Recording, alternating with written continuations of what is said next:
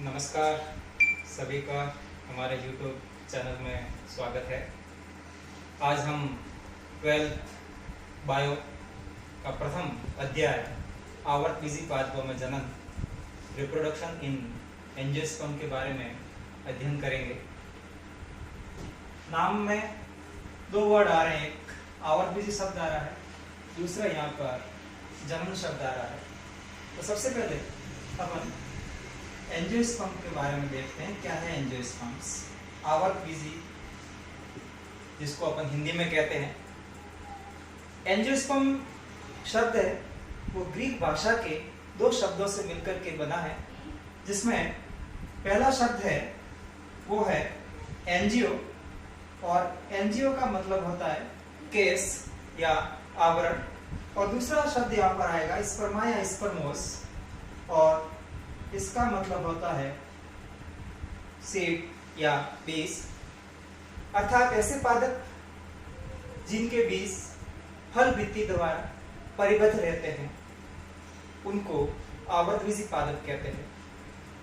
अर्थात इन पादपों में ओवेरी यानी अंडाशय का निर्माण होता है, जो फर्टिलाइजेशन के बाद फल में परिवर्तित हो जाती है। दूसरा वर्ड इसके अंदर आ रहा है वो है जनन, जिसको अपन अंग्रेजी में रिप्रोडक्शन कहते हैं। जनन एक बायोलॉजिकल प्रोसेस है, ये एक जैविक प्रक्रिया है जिसमें कोई भी पेरेंट्स, जिसको अपन जनक कहते हैं, उस पेरेंट्स से ऑफ स्प्रिंग यानी संतति का निर्माण होता है, जिससे उस जाति की कंटिन्यूटी यानी सांतत्यता बनी रहती है।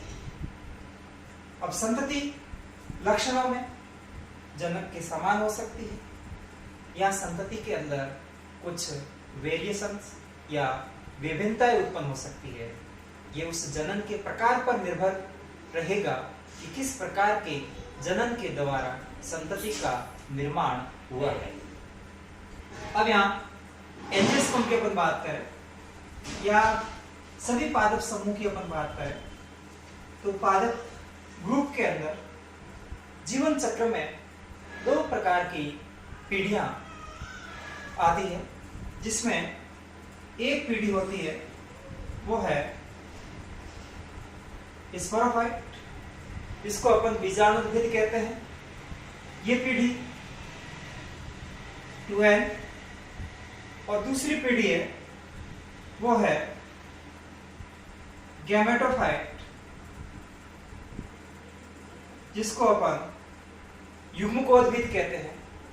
ये अगुणित है, स्पोरोफाइट द्विगुणित है। सभी पादपों में ये दोनों पीढ़ियां आती है, परंतु कौन सी पीढ़ी डोमिनेंट यानी प्रभावी है, कौन सी डिपेंडेंट है या कौन सी इंडिपेंडेंट है, वो अलग अलग पादप समूह पर निर्भर करेगा। परंतु आपको ये ध्यान रखना है कि स्पोरोफाइट जनरेशन है, बीजाणुद्भिद पीढ़ी है, वो बीजाणुद्भिद पीढ़ी जिसकी शुरुआत जाइगोट यानी युग्मनज से होती है, और इस जाइगोट को बीजाणुद्भिद पीढ़ी की मदर सेल या मातृकोशिका कहते हैं। दूसरी तरफ जो गैमेटोफाइट है वो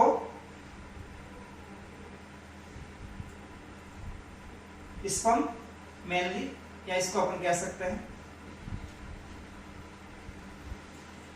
स्पोर से विकसित होती है, और स्पोर का मतलब बीजाणु।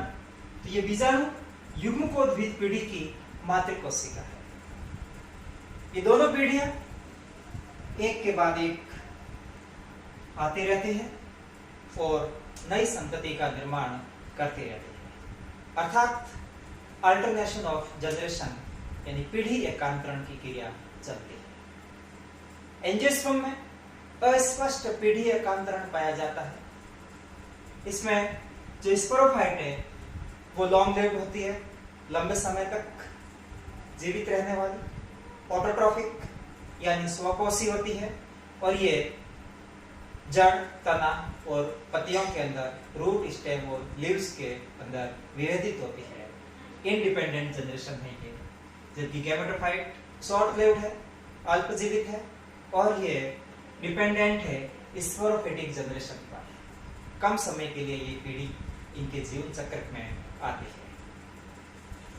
अब आवर्तबीजी पादपों में जो रिप्रोडक्शन की प्रक्रिया है, जनन की प्रक्रिया है, उनको दो भागों के अंदर विभक्त किया गया है, जिसमें एक है वो असेक्सुअल रिप्रोडक्शन है, जिसको अपन हिंदी में कहते हैं अलैंगिक जनन।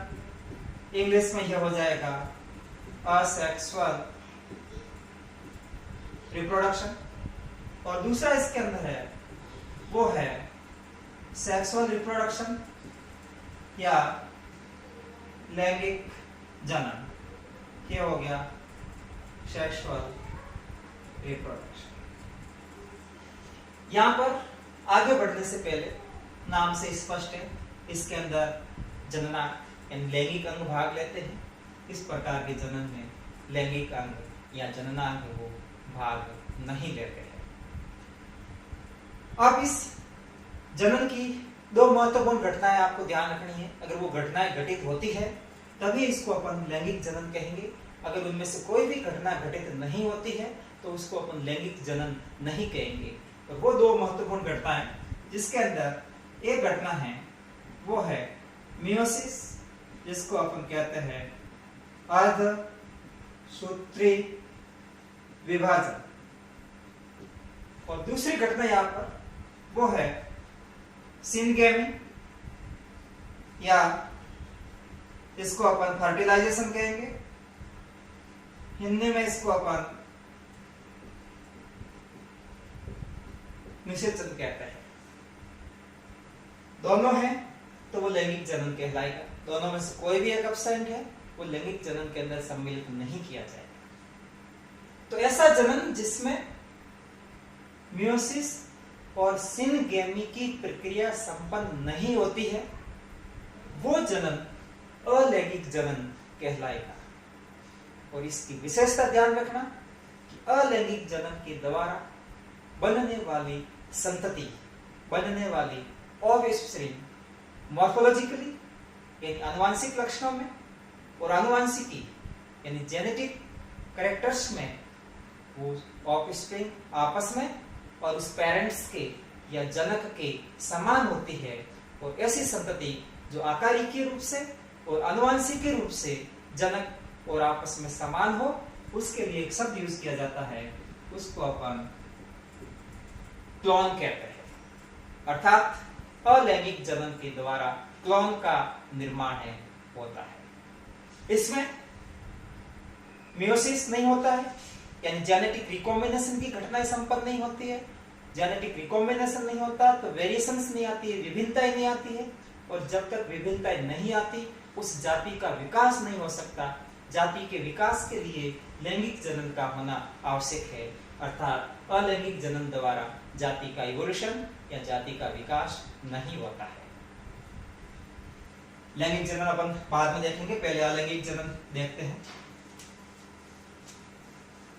अलैंगिक जनन को दो प्रकारों में बांटा गया है, जिसमें पहला इसके अंदर है वो है ए गैमो स्पर्मी। हिंदी में इसको अपन कहते हैं अनिच्छेक बीजता। और दूसरा इसके अंदर है वो है वेजिटेटिव रिप्रोडक्शन, या इसके लिए दूसरा शब्द वेजिटेटिव प्रोपेगेशन, कायिक जनन या कायिक परिवर्तन। तो सबसे पहले एगैमोस्पर्मी क्या है? अनिच्छेक बीजता।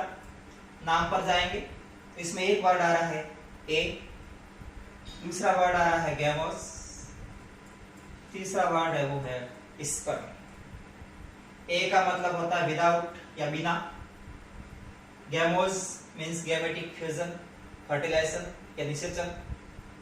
स्पर्मा स्पर्मोज सीड के लिए आता है, बीज के लिए। अर्थात इस घटना में, इस प्रक्रिया में बीज का निर्माण होता है, परंतु उस बीज निर्माण में निषेचन की क्रिया संपन्न नहीं होती है, अर्धसूत्रीय विभाजन की क्रिया संपन्न नहीं होती है। तो इस प्रकार के जनन को अपन एगैमोस्पर्मी या अनिषेक बीजता कहते हैं। एक शब्द और यहाँ पर ध्यान रखना, एक वर्ड यहाँ पर आएगा, वो है एपोमिक्सिस, जिसको अपन हिंदी में कहते हैं असंजनन। Apo means away from mixing, यानी बिना गैमेटिक या गैमेट फ्यूजन के सीड फॉर्मेशन की प्रक्रिया संपन्न होती है, तो वो असंग जनन या एपोमिक्सिस कहलाएगा। दूसरा वेजिटेटिव प्रोपेगेशन या कायिक प्रवर्धन। तो इसमें क्या होगा, बीज निर्माण की घटना नहीं होती है, सीड फॉर्मेशन नहीं होता। बिना सीड फॉर्मेशन के पादप के कायिक भागों से, यानी जड़ है, तना है, पत्तियां हैं, उनसे नई संतति का निर्माण होता है, तो वो जनन कायिक प्रवर्धन कहलाता है। अर्थात इस विधि में प्रोपेग्यूल्स यानी जो कायिक भाग या पर्वर्त निर्मित होते हैं, वो नई संतति का निर्माण करते हैं। कायिक प्रवर्धन को दो मुख्य प्रकारों में बांटा गया है, जिसके अंदर पहला है वो है नेचुरल या प्राकृतिक कायिक प्रवर्धन, और दूसरा मानव के द्वारा संपन्न करवाया जाने वाला, वो है आर्टिफिशियल या मानव निर्मित कायिक प्रवर्धन। हिंदी में मानव निर्मित हो गया, इसको इंग्लिश के अंदर अपन कहेंगे आर्टिफिशियल, ये हो गया नेचुरल। तो दो विधियां, प्राकृतिक रूप से यानी प्रकृति में स्वयं संपन्न होने वाली क्रिया, और मानव के द्वारा संपन्न करवाई जाने वाली क्रिया आर्टिफिशियल हो गई। तो सबसे पहले अपन प्राकृतिक कायिक प्रवर्धन के बारे में पढ़ेंगे। नेचुरल वेजिटेटिव प्रोपेगेशन, और इसमें आने वाली विधियां कौन कौन सी हैं उसका अपन अध्ययन यहाँ पर कर रहे हैं। तो सबसे पहले प्राकृतिक के अंदर नंबर 1 आएगा, वो है बाई स्टेम्स, यानी तने के द्वारा प्राकृतिक कायिक प्रवर्धन। तो दो प्रकार के तनों का अपन देख रहे हैं। नंबर 1 अंडरग्राउंड रूपांतरित यानी मॉडिफाइड स्टेम, और दूसरा एरियल या सब एरियल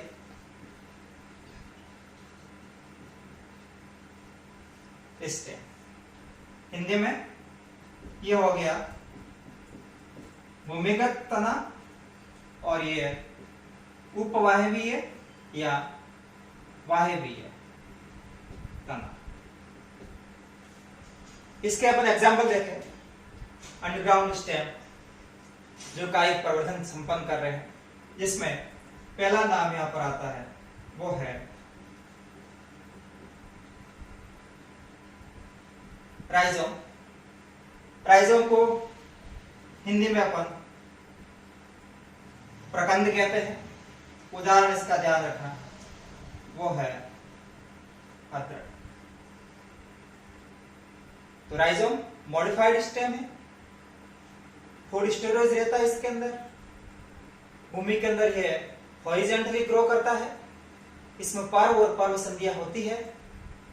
पर्व संधियां यानी नोड पर स्केली लीव्स होती है। स्केली लीव्स के एक्सिल में या कक्ष के अंदर एडवेंटिशियस बड्स या अपस्थानिक कलिका होती है। तो उस कलिका वाले भाग को काट करके अगर अपन कहीं जमीन में लगा देते हैं तो वो नए पादप में परिवर्तित हो जाती है, या फिर ये घटना प्रकृति में स्वयं संपन्न होती है। दूसरा इसके अंदर वो है बालू, इसको अपन शालककंद कहते हैं। और इसका उदाहरण है वो है प्याज। तो प्याज को अगर आपने ध्यान से देखा होगा, अगर उसको काट करके आपने देखा होगा, तो प्याज में बहुत सारी फ्लेसी लीव्स या मांसल पत्तियां होती है। इसके अंदर तना हाईली रिड्यूस्ड, अत्यंत ह्रासित होता है और उस तने को चारों ओर से लीव से वो घेरे हुए रहते हैं। अगर ऐसे तने को आप कहीं पर भी लगाते हैं तो वो नए पादप का निर्माण करता है। तीसरा इसके अंदर वो है ट्यूबर या कंद। इसका उदाहरण आप ध्यान रखना, मॉडिफाइड अंडरग्राउंड स्टेम है आलू का। इसके ऊपर कक्षस्थ कलिकाएं होती है, एडवेंटिशियस बर्ड्स होती है। वो कक्षस्थ कलिकाएं जिसको अपन आइज या आंख कहते हैं, अगर उस आइज वाले भाग को इसके साथ आलू वाला उत्तक भी हो जमीन में लगाएंगे तो नए पादप का वो निर्माण करेगा। और चौथा इसके अंदर वो है कॉर्न, या इसको अपन गनगन कहते हैं। और उदाहरण इसका अरबी, हाईली अंडरग्राउंड कंडेंस्ड स्टेम है। ये हॉरिजॉन्टल कंडीशन में, अंडरग्राउंड स्थिति में, ये वर्टिकल स्थिति के अंदर रहता है। स्फेरिकल यानी वृत्ताकार संरचना में आपको दिखाई देगा। इसका बेस चौड़ा रहता है थोड़ा और वर्टिकल पोजीशन में रहेगा। उदाहरण इसका अरबी। ये सारे अंडरग्राउंड स्टेम है जो कायिक प्रवर्धन को संपन्न करते हैं। दूसरा वायवीय के अंदर आप देखेंगे तो नंबर 1 यहां पर वो है रनर, जिसको अपन ऊपरी भूविस्तारी कहते हैं। दूसरा शक्कर भूविस्तारी। तीसरा ये अंत्य भूविस्तारी हो गया, ये भूविस्तारी स्टर्न। और चौथा है वो है ऑफसेट, यानी ऊपरी भूविस्तारी, अंत्य भूविस्तारी, भूविस्तारी, भूविस्तारी का ऑफसेट। 4 प्रकार इसके अंदर। उदाहरण अपन देखें तो साइनोडोन यानी दूब घास। दूसरा इसका उदाहरण वो है पुदीना। इसका उदाहरण वो है स्ट्रॉबेरी। और ऑफसेट का उदाहरण है वो है जलकुंभी। तो ये सब कायिक प्रवर्धन को संपन्न करते हैं। संक्षेप में अपन देखेंगे तो रनर, प्रोस्टेट, स्टेम या शयान तना होता है। इसमें पर्व लंबे होते हैं और पर्व संधियां जिस पर नीचे की तरफ अपस्थानिक मूल और ऊपर की तरफ नए शूट या नए पर्वों का निर्माण करते हैं। ये शाखाएं जमीन पर फैली हुई रहती है। शक्कर अंत्य भूविस्तारी यानी भूमिगत तने वाले भाग शाखा निकलती है, ब्रांच निकलती है, जो जमीन के अंदर तिरछी यानी ऑब्लिकली ग्रो करती हुई जमीन के बाहर आती है और नए पादप के रूप में परिवर्तित होती है। स्टोलन ये भी भूमिगत भाग से शाखा निकल रही है, परंतु वो हॉरिजॉन्टली ग्रो करेगी यहाँ पर। और ऑफसेट भूविस्तारी का, जिसमें थिक नोड होते हैं और ज्यादा लंबा इसका स्टेम नहीं होता है। अपर पोर्शन से ब्रांचेस, लीव्स निकलेगी और लोअर पोर्शन से एडवेंटिशियस रूट्स यानी अपस्थानिक मूल का निर्माण होता है। ये सारी विधियां स्टेम के अंदर आती है, जिसके द्वारा कायिक प्रवर्धन संपन्न होता है। दूसरा उदाहरण है वो है मूल के द्वारा कायिक प्रवर्धन की क्रिया। तो बाय रूट्स या मूल द्वारा कायिक प्रवर्धन कौन सा? प्राकृतिक। तो प्रकृति में कई ऐसे पादप होते हैं जिनकी मूल से पर्वों का निर्माण होता है। जैसे अपन एक उदाहरण देखते हैं, वो है शीशम। इसी तरह से कई ऐसे प्लांट्स जिनकी रूट है वो ट्यूबरस होती है, जिसको अपन हिंदी में कहते हैं, उनकी मूल है वो कंदील होती है। जैसे एस्पैरेगस और डहेलिया। एस्पैरेगस और डहेलिया, इसमें ट्यूबरस रूट या कंदील मूल होती है और उस कंदील मूल पर कलिकाओं से नए पादप का निर्माण होता है।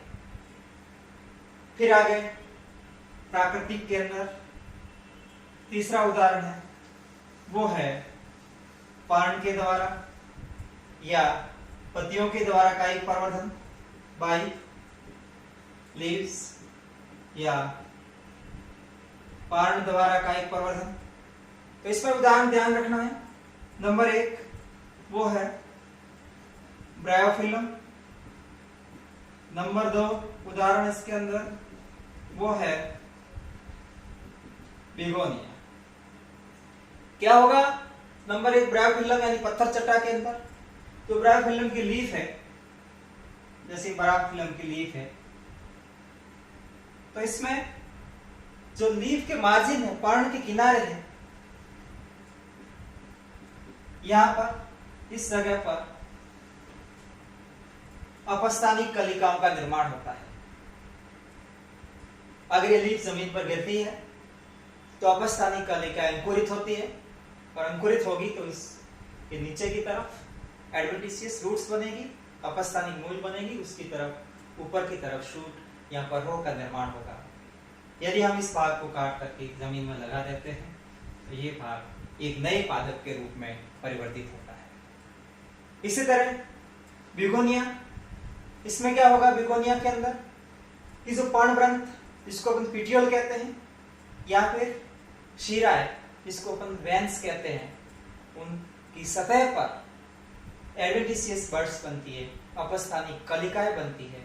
वो कलिकाएं अंकुरित होकर के नव पादप का या नवोद्भिद का निर्माण करते हैं। इसके बाद चौथा तरीका प्राकृतिक प्रवर्धन का, वो है पत्र कलिकाओं के द्वारा, या जिसको अपन कहते हैं बाई बल्बिल्स। हिंदी में इसको अपन कहते हैं पत्र कलिका। उदाहरण इसका आगे ध्यान रखना, रामबास इसको अपन कहते हैं डायोस्कोरिया, रतालू, ये चीज ध्यान रखना। ये एक बल्ब नुमा संरचना है, बल्ब लाइक स्ट्रक्चर है, और इस पर एडवेंटिशियस बड्स या अपस्थानिक कलिकाओं का निर्माण होता है। ये बल्बिल्स पर्ण के कक्ष में, लीफ एक्सिल में निर्मित हो सकती है, या फिर इसका निर्माण फ्लोरल बर्ड के स्थान पर हो सकता है। परंतु दोनों ही तरीकों में बल्बिल्स बनने के बाद जमीन पर गिरती है और गिरने के बाद अंकुरित होकर के नए पादप का निर्माण करेगी। तो ये सभी विधियां प्राकृतिक कायिक प्रवर्धन के अंदर आती है, जिसमें पहली तने के द्वारा, दूसरा मूल के द्वारा, तीसरा पत्तियों के द्वारा, चौथा पत्र कलिकाओं के द्वारा। अब आगे अपन कृत्रिम कायिक प्रवर्धन या आर्टिफिशियल कायिक प्रवर्धन के बारे में पढ़ेंगे।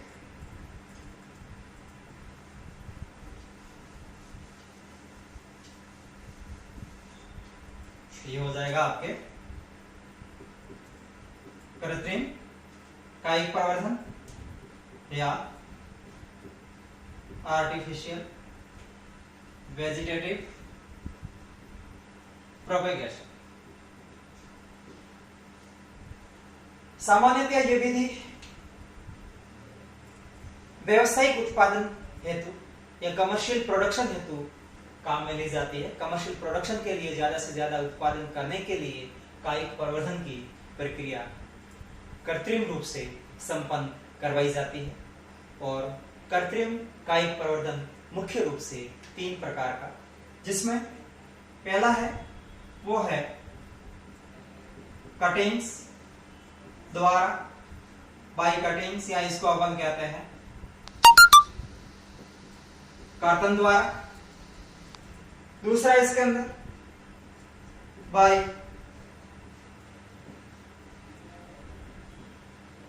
लेयरिंग्स, स्तरण, या इसको अपन कहते हैं दाब लगाना, स्तरण या दाब लगाना। और तीसरा इसके अंदर है वो है बाय ग्राफ्टिंग, या इसको अपन कहते हैं रोपण द्वारा। नॉर्मली बता देता हूं इसमें कि कटिंग के अंदर पादप भाग को काटते हैं, दूसरे स्थान पर लगाते हैं। तना काट के लगाते हैं तो बाई स्टेम हो जाएगा, मूल लगाते हैं तो बाई रूट हो जाएगा। लेयरिंग में क्या करते हैं, बिना मातृ पादप से अलग किए शाखाओं से आप कलिकाएं उत्पन्न करवा करके नए पादप का निर्माण करेंगे। यानी मातृ पादप से उस शाखा को अलग अभी नहीं कर रहे हैं आप। और तीसरा ग्राफ्टिंग या रोपण, तो इसमें 2 अलग अलग महत्व के पादपों को साथ में जोड़ा जाता है, जिससे वो एकल पादप के रूप में व्यवहार करते हैं। एक पादप पर दूसरा पादप भाग जोड़ते हैं, उनको अलग नहीं करते हैं। बाद में वो पूरा पादप एकल रूप में जीवन यापन करता है। डिटेल आगे अपन पढ़ेंगे। तो पहली विधि इसके अंदर वो है कटिंग्स या कर्तन के द्वारा। इसमें संक्षेप में आपको ध्यान रखना है कि तने के द्वारा कर्तन हो रहा है या फिर मूल के द्वारा। नंबर 1 इसके अंदर वो होगा बाई स्टेम यानी तने द्वारा। नॉर्मली 2 उदाहरण ध्यान रखना आप इसमें, एक बोगनविलिया का उदाहरण ध्यान रखना, दूसरा सुगर कैन यानी गन्ने का उदाहरण आप ध्यान रखना। दूसरा इसके अंदर है वो मूल द्वारा, तो इसके अंदर आप ध्यान रखना नींबू अमरूद वाला उदाहरण इसमें ध्यान रखना। नींबू के अंदर मूल के द्वारा कायिक प्रवर्धन संपन्न करते हैं। अब दूसरा अपन विधि देखते हैं, वो है लेयरिंग, स्तरण या दाब लगाना।